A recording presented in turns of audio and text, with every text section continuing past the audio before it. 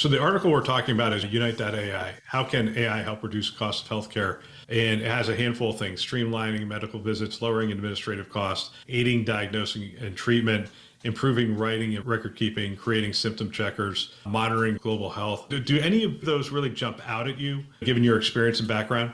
I think one that really jumped out at me was first symptom checkers, because I think one of the things that is overwhelming providers is the messages to their offices, either through InBasket or to their staff. So if a patient could utilize an online bot or call into a system and be prompted for symptoms, and maybe it pulls up their health record from the system and notes what their pre-existing conditions are, or current medical problems are, and help them navigate this to say, this is something that you can manage at home, monitor for this and this. If something changes, then yes, you need to move on to a different level of care. I think one of the other things that stood out to me was streamlining medical visits. We have this wealth of information in the electronic medical record. People are collecting and validating information at multiple steps in the process.